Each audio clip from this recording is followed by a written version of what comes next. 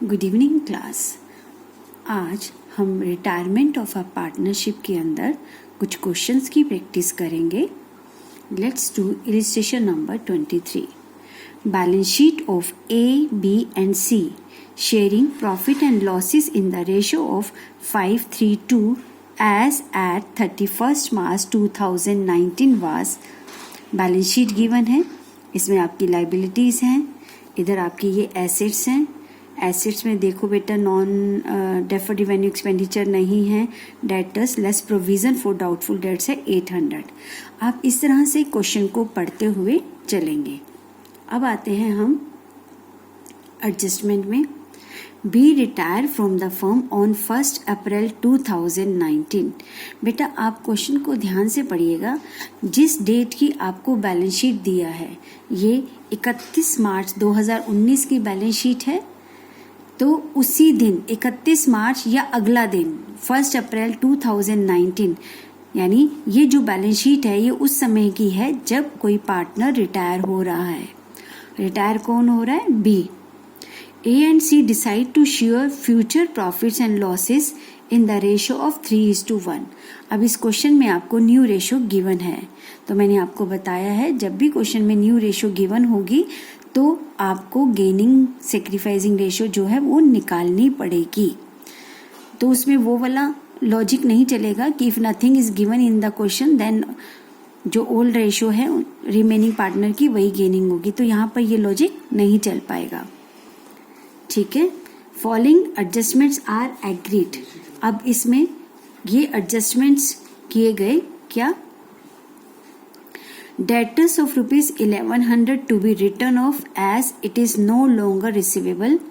Debtors जो हैं 1100 रुपये के रिटर्न ऑफ खत्म कर दो, यानी बैड डेट्स हो गए, क्योंकि अब नो लॉन्गर रिसीवेबल, उम्मीद नहीं है कि वो पैसा आगे लंबे समय में मिलेगा। इट मीन्स 1100 रुपये हमारे डूब गए, बैड डेट्स हो गए। Provision for doubtful debts to be maintain at the existing rate.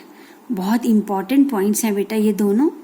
इसमें ये कहा गया है कि कितना प्रोविजन अब बनाकर रखना है। प्रोविजन फॉर डाउटफुल डेट्स मतलब गुल्लक, आपकी जो गुल्लक जिसमें आप डूबे हुए पैसों को पूरा करने के लिए पैसा मैनेज करते हैं, तो उस गुल्लक में आपने उतना पैसा रखना है, मेंटेन करना है एट द एग्जिस्टिंग रेट, जितना अभी रेट है। तो जरा पहले यही चेक कर लें एग्जिस्टिंग रेट कितना है। अब जो है आपका देखा जाए तो डेटर्स हैं 16,000 के और उसके ऊपर कितना है प्रोविजन फॉर डाउटफुल डेट्स 800। तो कितना हुआ, कितना परसेंट बना? तो इसको निकालने का तरीका क्या है? 800 अपॉन 16,000 इंटू 100। ठीक है। जब आप इसको 2 0 से ये 2 0 कट गई, ये 1 0 से ये 0, 16 5 18, यानी हमारा प्रोविजन फॉर डाउटफुल डेट्स का रेट कितना है? 5%। ठीक है। अभी इनकी करेंगे इनका अकाउंटिंग ट्रीटमेंट। पहले ये चीज समझ तो आनी चाहिए। स्टॉक भी रिटर्न डाउन, स्टॉक की वैल्यू डाउन हो गई, लॉस हो रहा है। लैंड एंड बिल्डिंग भी रिटर्न अप बाय मतलब से, लैंड एंड बिल्डिंग की वैल्यू 11,000 से बढ़ गई है, अप हो रही है। प्लांट एंड मशीनरी भी reduced to ₹34,000। Plant and machinery की वैल्यू कम हो रही है, टू मतलब तक। इसको एक बार देखते हैं। यहाँ पर प्लांट एंड मशीनरी कितना दिया है बेटा? 35,000, ये देखिए, और उसकी वैल्यू कम होकर अप टू का मतलब कम होकर इतने तक हो गई। कितने तक हो गई? 34,000 तक। इसका मतलब प्लांट एंड मशीनरी की वैल्यू कितने से कम हो रही है? 1,000 से कम हो रही है, यानी आपको 1,000 का लॉस हो रहा है। Sundry creditors of ₹700 be return back as no longer payable. कहते हैं क्रेडिटर्स में 700 रुपये के क्रेडिटर ऐसे हैं जिनको रिटर्न बैक कर दो, ख़त्म कर दो, बिकॉज वो हमें पैसा नहीं देना है। तो ये हमारे लिए फ़ायदा है, पैसा बच गया, प्रॉफिट हो गया हमारे लिए, मतलब बिजनेस के लिए। A provision of ₹600 be made for repairs. अब वो कहते हैं रिपेयर के लिए आप 600 रुपये अलग रखो, प्रोविज़न रखो 600 रुपये का। ठीक है, ठीक है, ये प्रॉफिट में से बना के रखना है, यानी रिवैल्यूएशन अकाउंट में से बनाना पड़ेगा provision. An old computer previously return of वास, जो एक पुराना कंप्यूटर था हम उसे रिटर्न ऑफ मतलब ख़त्म कर चुके हैं, यानी अपनी बुक्स में नहीं दिखाया हुआ, रिटर्न ऑफ हो चुका है। वास, अब वो कबाड़ में था, वास सोल्ड ऑफ ₹2000 एज स्क्रैप। अब जो वो हमने स्क्रैप था, कबाड़ में पड़ा था, उसका भी हमें 2000 मिल गया। तो बुक में तो हमारी इसकी कोई वैल्यू है ही नहीं। देखो कंप्यूटर होता तो यहाँ लिखा होता, बुक में कोई वैल्यू नहीं है, इसका मतलब ये हमारे बिजनेस के लिए फ़ायदा हो गया। ठीक है ना, तो यहाँ by sale of scrap computer 2000 का फ़ायदा हो रहा है। अगला है firm had to pay, firm had to pay 5000 to an employees injured in an accident. Accident में एम्प्लॉयज़ को चोट लगी जिसके लिए फर्म को 5000 रुपये देना है। अब यहाँ पर हमारा कोई वर्कमैन कंपनसेशन रिजर्व तो है नहीं, तो इसका मतलब ये पैसा हमें रिवैल्यूएशन अकाउंट से ही देना पड़ेगा, हमारे लिए बिजनेस के लिए लॉस हो जाएगा। क्वेश्चन कहता है to give effect to the above adjustment You are required to pass necessary journal entries. अब उसने आपसे जर्नल एंट्रीज करने को कहा है। Also prepare the revaluation account, और आपको सिर्फ रिवैल्यूएशन अकाउंट बनाने के लिए कहा है। अभी इसको मैंने आपको बताया था कि आज कल पिछले लास्ट 2-3 ईयर से जर्नल एंट्रीज में क्वेश्चंस बहुत पूछे जा रहे हैं। ठीक है, तो इसकी जर्नल एंट्रीज करनी है पूरे क्वेश्चन की। कैसे, अभी करते हैं। ये इस क्लास मैंने आपको बताया था सीक्वेंस ऑफ स्टेप्स कि जब भी हमारा रिकॉन्स्टिट्यूशन का क्वेश्चन आएगा तो सबसे पहले आपको गेनिंग रेशियो निकालनी है। गेनिंग रेशियो क्यों निकालनी है बेटा इस केस में, ताकि गुडविल को हम बांट सकें। Gaining partners capital account debit to sacrificing. अब यहाँ हम गेनिंग रेशियो निकालेंगे नो डाउट, लेकिन यहाँ मेरे इस क्वेश्चन में गेनिंग रेशियो निकालने का फ़ायदा ही नहीं है। क्यों? क्योंकि क्वेश्चन में गुडविल का अमाउंट नहीं दिया हुआ, और जब क्वेश्चन में गुडविल का अमाउंट नहीं है तो आप गुडविल की एंट्री कैसे करेंगे? ठीक है ना, तो इस क्वेश्चन में गुडविल का अमाउंट नहीं दिया है, इसलिए हमें उसकी ज़रूरत नहीं है।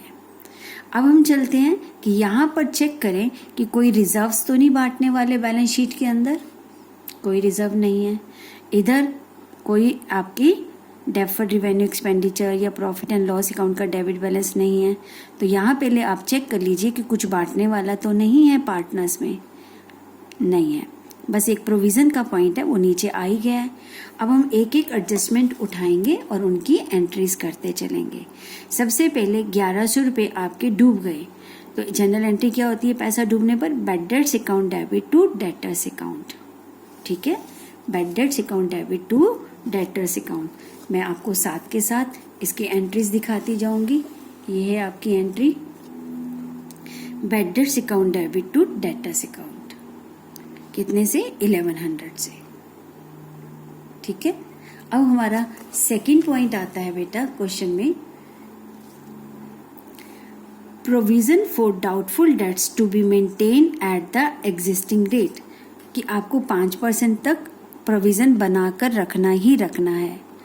अब मैंने आपको सिखाया था कि जब भी बिजनेस के अंदर पैसा बैड डेट्स हो जाता है और बिजनेस में प्रोविजन बना हुआ है, यस ऑलरेडी बैलेंस शीट में 800 रुपये का प्रोविज़न बना हुआ है, तो हम इस 1100 में से 800 तो वहाँ से पूरे करेंगे, बाकी 300 रुपये हम रिवैल्यूएशन से लेंगे। ठीक है ना, तो हमारी एंट्री क्या होगी? Provision for doubtful debts account debit 800।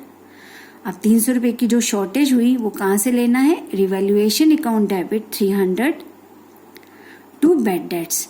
अब ये बैड डेट्स डेबिट थे, ये क्रेडिट होकर कैंसिल हो गए, तो क्या रहा कि पैसा जो डूबा उसमें से 800 रुपये का नुकसान हमने अपनी गुल्लक से पूरा कर लिया, क्योंकि हमने ऑलरेडी अपनी गुल्लक बना रखी थी प्रोविज़न नाम से, प्रोविज़न फॉर डाउटफुल नाम से, और जो बाकी का 300 शॉर्टेज था गुल्लक में 300 रुपये, वो हमने कहाँ से लिया? रिवैल्यूएशन अकाउंट से। तो बैड डेट्स डेबिट था, क्रेडिट होकर कैंसिल। तो नेक्स्ट एंट्री क्या है? Provision for doubtful debts account debit 800, revaluation account debit 300 to bad debts account. ठीक है, तो जब भी प्रोविजन होगा और बैड डेट्स की एंट्री आती है तो ये एंट्री आपको अंडरस्टूड है, अपने आप करनी है इस लॉस को पूरा करने के लिए। अब आपकी गुल्लक में कोई पैसा नहीं पड़ा बेटा, कोई रुपया नहीं पड़ा, लेकिन अब आपको ये कहा गया है कि अब आप प्रोविजन बनाओगे 5%। कैसे? मैंने जब क्वेश्चन समझाया है तो आपको बताया था ना, इसमें लिखा है make a provision existing rate से। तो रेट तो लिखा नहीं था, मैंने रेट यहाँ निकालना आपको सिखा दिया था कैसे रेट निकालते हैं। अब आता है कि आपके पास डेटर थे 16,000 के, ये वाला प्रोविजन तो सारा खत्म हो चुका।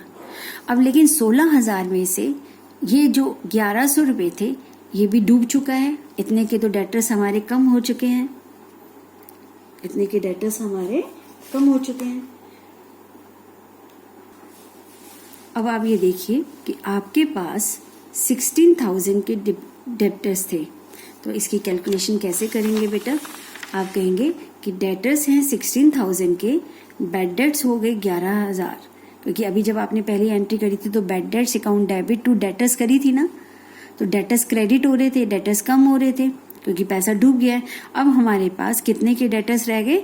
14,900 के। अब जो रिमेनिंग डेटर्स हैं क्वेश्चन के हिसाब से उसका 5% आपको प्रोविजन बनाना है, गुल्लक में जोड़ना है। तो इसका 5% निकाला तो वो कितना अमाउंट आया? 745। अब ये अमाउंट गुल्लक में जोड़ने के लिए पैसा निकालेंगे कहाँ से? रिवैल्यूएशन अकाउंट से। तो हमारी नेक्स्ट एंट्री है revaluation account debit to provision for doubtful debts account. Revaluation account debit to provision for doubtful debts 745 rupees. तो ये हमारी स्टेप बाय स्टेप क्वेश्चन के हिसाब से हम जनरल एंट्रीज करते हुए चल रहे हैं।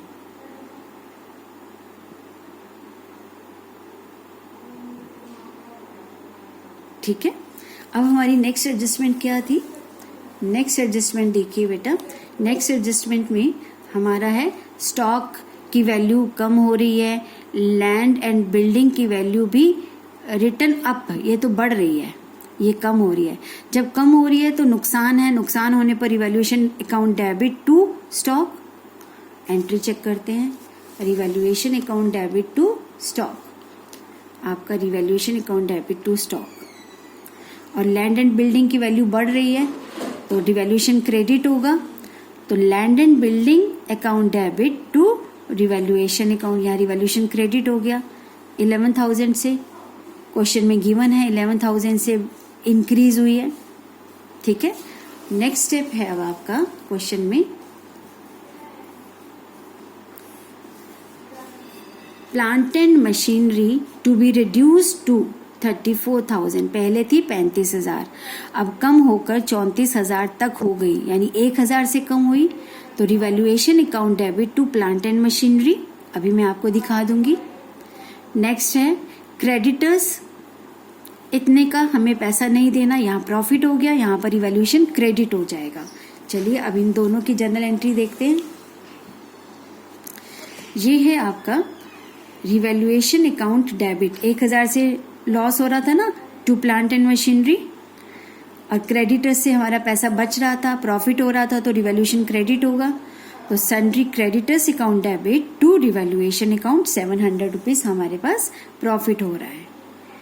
ठीक है, अब अगला पॉइंट है जिसमें आपको रिपेयर्स के लिए कुछ पैसा अलग जोड़ कर रखना है, 600 रुपये एंट्री में हमने पढ़ा था। तो ये पैसा कहाँ से निकालेंगे? रिवैल्यूएशन अकाउंट से, बिजनेस के लिए लॉस है क्योंकि अलग से रखना है पैसा। So revaluation account debit to provision for repairs account. ठीक है, नेक्स्ट एंट्री आती है आपकी